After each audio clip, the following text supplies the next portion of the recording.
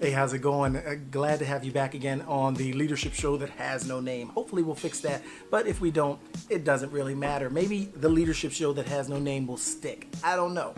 Today we're talking about how to de-escalate a situation. And if you've been awake or conscious for the last 18 months or even the last 2 months, you've seen that it's very easy to escalate a situation. Big talk will get you only so far. What it ends up doing most oftentimes is it ends up putting you in a place where you immediately regret your actions, immediately regret being right and not listening and not valuing someone else's opinion. So I want to help you today because conversations can so easily and so quickly go the wrong way. How can you, as a leader, as a solopreneur, an entrepreneur, as a small business owner, how can you keep focused on the outcome you want, remember that you're dealing with a person, and stay in a solutions mindset? Those are the three ways we're gonna de-escalate situations. So first thing you want to do is you want to remember you came into this conversation with an outcome. You were hoping to get something. Perhaps it was a favor, perhaps it was a sale, perhaps it was something else. Whatever it is, you came in with an outcome. And when that outcome gets hijacked by a conversation that goes off the rails, it's very easy just to keep going down that path. You've got to be the bigger person. Remember, we said earlier, you've got to be better. It applies here too.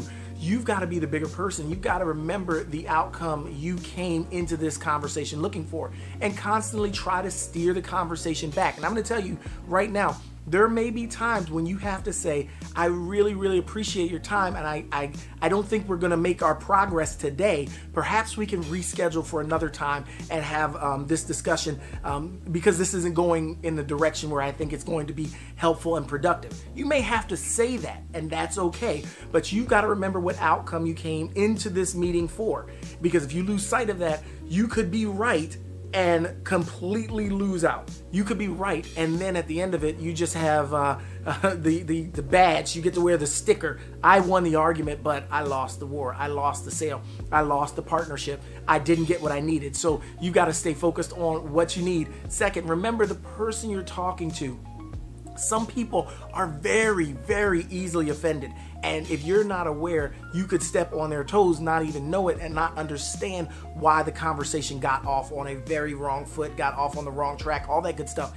You've got to be aware. Your EQ, your emotional quotient, your emotional intelligence has to be very high. You've got to stay alert to changes, subtle and big changes in people's attitudes, in the way they're speaking to you. You got to stay aware of that so you can see if something you said offended them, then you kind of need to backtrack, apologize, or clarify and keep moving. Because if you are speaking to someone who happens to be easily offended, you're going to have a hard time if your EQ is kind of low. So you want to be aware. Look at them, pay attention to their behavior, their posture, all that great stuff. Read them, see what their body language is telling you, and then you may get some insights. And then if things are going wrong, ask them, did I say something to offend you? Because if I did, it was not my intention.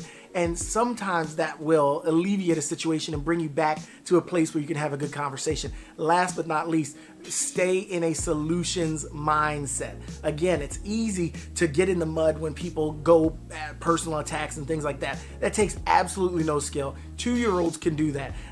Teenagers, it's like our default position. If someone hurts me, I'm going to hurt them back. If they say something, I'm going to say something back. You have to be better. What you have to do, or what you should do, is stay in a solutions-oriented mindset. And if something goes sideways and it starts to jog off the trail into the woods, ask a question. So, where do you want to take this conversation? Because I had a completely different idea of what we're going to talk about today.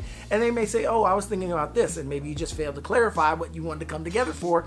Or there are 1,000 other reasons, but you can keep them there. So if they go on a long tangent, they're way off in the woods, try to help them back to the path gently and say, oh yes, and that ties into what I was talking about and what I really wanted to bring you here today. And it may or may not tie in at all, but your job is to stay in a solutions-oriented mindset and ask the question, how can we fix this? What's the next step? What can we do to make this right? How can we alleviate the problem? How can we provide a better solution? You stay in a solutions mindset.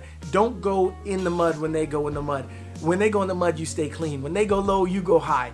You keep yourself in a position where you are focused on your outcome, where you're aware and of the other person and constantly always stay in a solutions mindset. And those are 3 quick tips that will help you de-escalate situations that may be going wrong, or as they're going wrong, or once they've gotten in the wrong place, try to bring them back. I'll give you this last thing. My wife is very good at this. She has to be. She lives with me, right? My wife is really good at this. I've seen her de-escalate situations very simply by using one quick pro tip. And this is what she came up with this all on her own. I saw her in one situation where the person was raising their voice and getting more and more agitated. And I watched. And as they got louder, she got quieter. And she intentionally chose to bring her voice down lower and lower. And what it did was it allowed the person to see at the end of toward the middle of the conversation that they were arguing with themselves, because it takes 2 people to argue. So she stopped arguing and started talking and started speaking. She stayed focused on her outcome. She remembered the person may have other things going on in their life. And so what she did was she just got quieter, got more contained, more self-assured.